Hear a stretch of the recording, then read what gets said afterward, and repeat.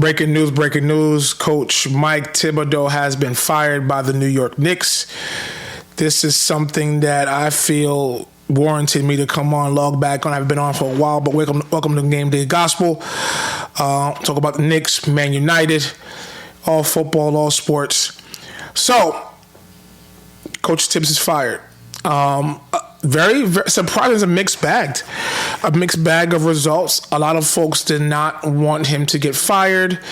They mentioned the fact that he took us to the Eastern Conference Finals for the first 25 years.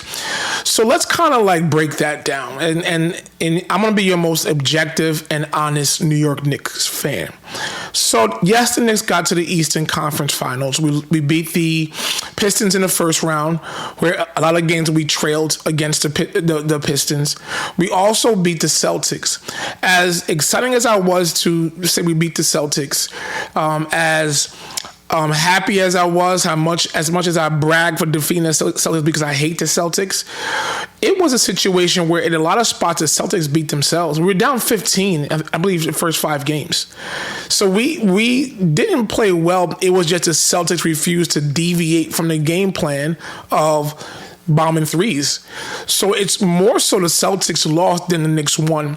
And then we got to the Pacers series. Pacers series, I think the series shifted. We lost the series, in other words, in the first game. We lost that first game, messed everything up, and here we are. But we have to be honest. Thibs was outcoached by Carlisle that entire series. And he was very, very slow to adapt.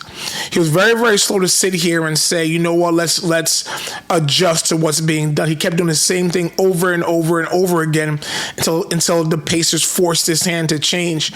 So he was a coach that had been very stubborn. Going back to that Boston Celtics series, it was about 3 minutes to go. We were up 20, and he subbed back in OG Anunoby. That shows how much he is so stubborn and set in his ways to keep playing his starters super extra minutes. And I think that was ultimately what led to his downfall, because I believe the front office realized, and so I realized as well, is that his style of coaching, his play style is not sustainable. The same reason why they crashed out in Chicago, the same reason why they crashed out in Minnesota, it gets to the point where you push these guys not only a lot of minutes, but hard minutes. You see Indiana. Indiana did not load manage, but what Coach Carlisle did, he sat there, he played his guys every game as long as they were able to play and they were healthy, but what he also did was he managed their minutes. So you would see guys like Walker, you would see guys like Thomas Bryant and TJ McConnell, and these guys come in early, so the starters are not playing 46 minutes a game. They're playing 32, they're playing 33, and it's light. So I think, and Thibs is refusing and stubborn to change his ways. And I also don't want to underestimate this point right here. The Knicks also understand, and something that many of us understand as well, a lot of players don't want to play for Thibs. Folks in the modern NBA do not want to play for a manager that's going to have them play all these games, all these minutes, push, no rest. They do not want to play for a manager that does that to them. So I think a lot of it, the reason why they had to be aggressive, because they understood that I think this is a ceiling firing. I believe Coach Thibs will never take a team to a championship as a head coach. I love Thibs, and I'm grateful. And I don't want to hear the narrative, Knicks fans are being ungrateful, New York is being so mean, and blah, blah, blah. No. We realize that this is his ceiling, right? We can't think anything's going to happen different now that didn't happen in Chicago with D Rose. We don't have a D Rose on this team. But yet he had his ceiling. Same thing with Minnesota. Had a prime Jimmy Butler. Call Anthony Towns. They hit their ceiling. And it's not a personal thing. It's not an attack on Thibs. It's us realizing that he is not a championship coach. So this right here is major. This right here is what's needed. I love it personally, and and talking to my friends and dropping in the group chats and stuff, I feel like I'm in a minority. Some people like who's next and who's going to be the guy to come on. But I'm like, we had to make this move. And I love the fact that the team is not sitting on their laurel, like, hey, we got to the Eastern Conference Finals. We're good. Let's running back. They realized the writing on the wall was that the team has got to their ceiling with Thibodeau. He was too tough. He played his guys too many minutes. He did all that. And unfortunately, they were not able to play and do what had to be done. So who's next, right? Obvious candidate, in my opinion, is Mike Malone, the old Nuggets coach. As many have pointed out, he also had an issue of not playing his bench and et cetera, et cetera. But I think he is the obvious choice, in my opinion. And you have it has to be a veteran guy, maybe like a Frank Vogel.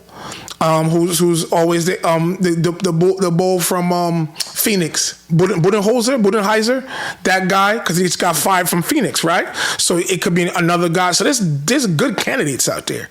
There's guys out there who can be able to bring us to the next level.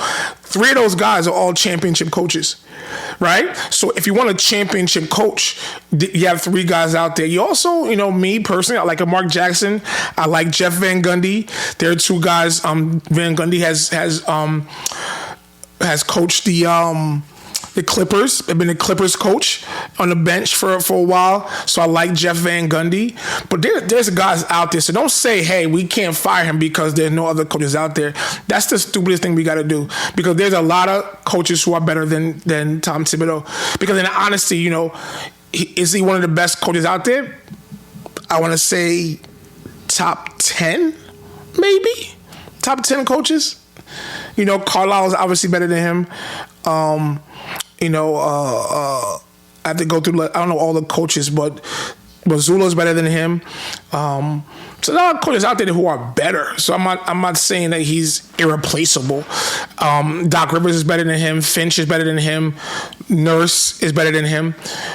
So he's not irreplaceable. I get the sentiment, and we can't be sentimental. It's cold. But this is a business, right? The same that we tell our players, like, folks get traded and can't get mad. Folks get cut, you can't be mad. The same thing has to go to our coaches. But I love the message. The message is we're going for a chip, and I hope that trickles down to going to be aggressive and getting some new players. The only concern I have is this.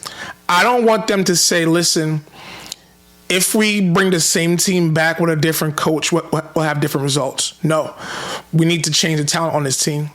We need to bring some guys in. So we can't sit here and be like, oh, bring new guys, we should be good. We need to switch things up. So I like it. I love what happened. I love what they did. Let's see what it means. Let's see what happens next. But this is definitely a good thing. So don't forget to like, share, and subscribe. Meet me in the comments. Tell me what you think. I love to discuss what your thoughts are, Knicks fans, about this. So thank you for watching. God bless you. Peace.